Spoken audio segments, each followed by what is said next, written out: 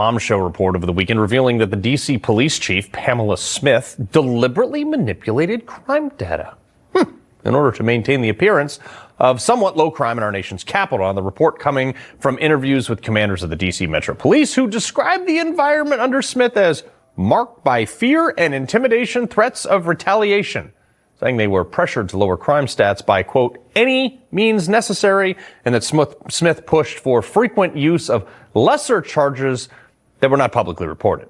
Chief Smith is scheduled to resign at the end of the month. I say do it now, but whatever. Congressman James Comer is the chair of the House Oversight Committee. Look, Congressman, you spend 50% of your life in this city. It doesn't make you feel safe, does it? All right, folks, buckle up.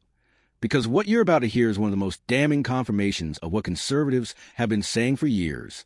This video exposes a bombshell report out of Washington, D.C. And let's be honest, none of us on the right are surprised. What is shocking is just how deep the corruption goes. According to whistleblowers inside the D.C. Metro Police Department, crime data was deliberately manipulated to protect Democrat narratives and hide the reality that America's capital has become a crime-infested disaster. And yet, the media told you crime was down.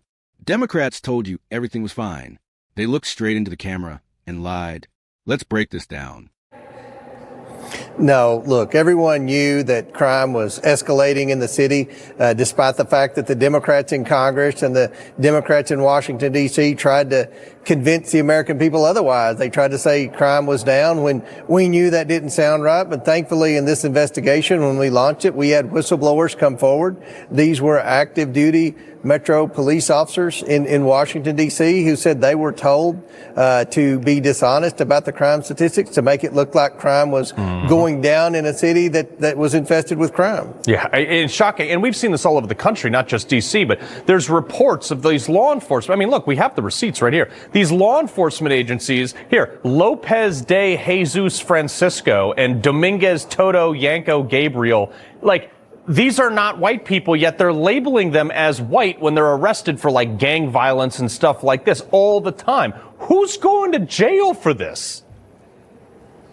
Well, in Washington, D.C., unless you commit murder, nobody's going to jail. That's been the problem in Washington, D.C. They have a liberal Metro Council that has passed excessive criminal justice reforms to the point to where unless you commit a murder, you're not going to have to be held accountable. And what you see is criminals, they commit crimes in the morning in Washington, D.C., and then they're out back on the streets, and by the evening they commit the same crime again. This happens over and over and over. And our brave men and women in the Metro Police Department, they finally came forward and said enough is enough. Not only are our criminal justice laws in Washington, D.C. a joke that inspire criminals to come to Washington, D.C., but we also have crime statistics that are not factual. We've been told to lie about the crime statistics to show that the crime was going down when in fact it was going up. That's what they used, these statistics, when President Trump ordered the National Guard to come to Washington, D.C.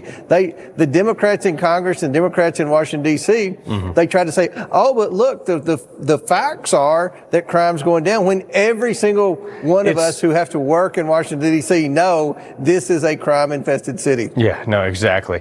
Here's something, though, Chairman Comer, that I've been very vocal about Republicans doing more. You're one of the guys who's gotten to the bottom of a lot of investigations. You referred things over the Justice Department. But I keep saying, John Q. Public is stuff's just not getting done. We just still don't have a budget.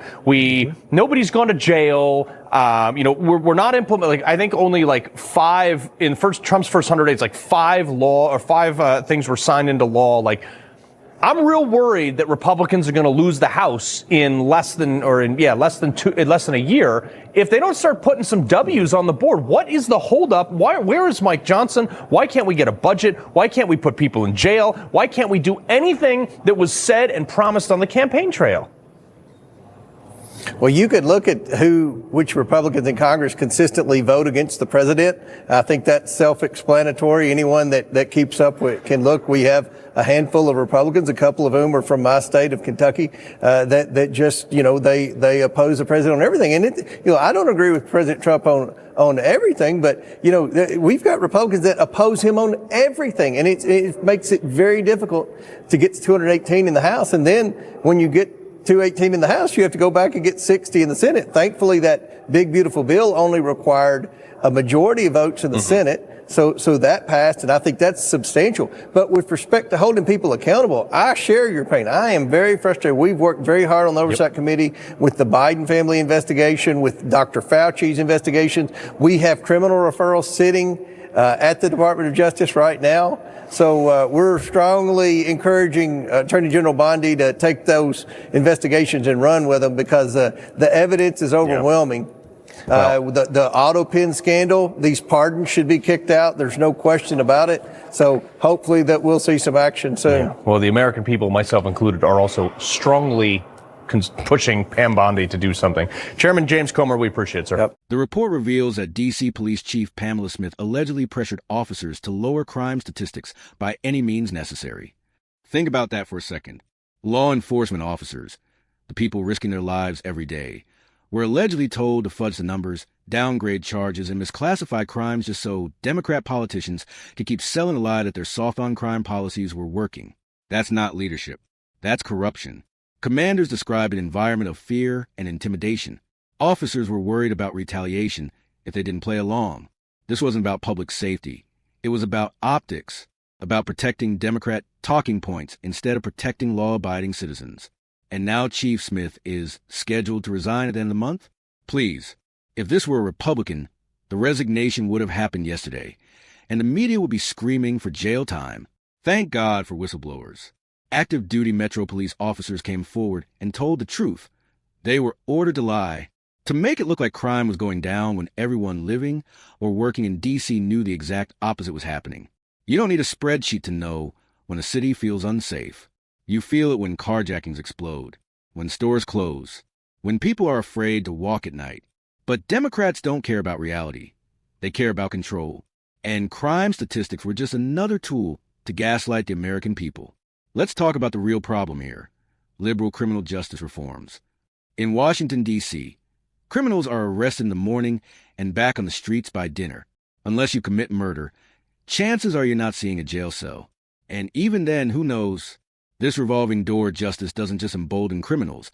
It punishes victims and demoralizes police officers. The men and women in blue are being handcuffed by radical policies while criminals are treated like misunderstood victims. And then Democrats have the nerve to ask why crime is skyrocketing. Remember when President Trump ordered the National Guard into D.C. to restore order? Democrats pushed back using these very same manipulated statistics, claiming crime was going down. That lie was used to block law and order, to undermine the president, and to keep chaos alive because chaos benefits the left politically. They would rather see cities burn than admit conservative policies work. Now, here's where the conversation gets uncomfortable, even for us on the right. Chairman James Comer is absolutely right to be frustrated. Conservatives are angry. The American people are angry. We were promised accountability. We were promised consequences. And yet, nobody's gone to jail. We got criminal referrals sitting at the Department of Justice, from the Biden family investigations to Fauci to abuse of power scandals. And nothing is happening. Why? Because the DOJ has been weaponized to protect the elite and punish political enemies. And yes, some Republicans deserve criticism too. A handful consistently vote against the president, sabotage the agenda, and then act shocked when nothing gets done. You can't win with one hand tied behind your back. Here's the bottom line. If crime stats are manipulated, that's fraud. If police are threatened into lying, that's corruption. If DOJ ignores criminal referrals, that's a two-tier justice system. And the American people see it. This isn't left versus right anymore. This is truth versus lies, law versus lawlessness, and accountability versus corruption. If Republicans want to keep the House, they need to start delivering real wins. Investigations are great, but accountability matters more. Washington, D.C. doesn't need better spin. It needs law and order. It needs honest leadership. And it needs consequences. This report proves what conservatives have been warning about. When Democrats run cities, crime rises, truth disappears, and citizens pay the price. But we're not backing down. We're not staying silent. And we're not done fighting for this country. If you believe in law and order, truth over lies, and America First values, make sure you like, share, and subscribe. Because the truth scares them, and that's why we keep telling it.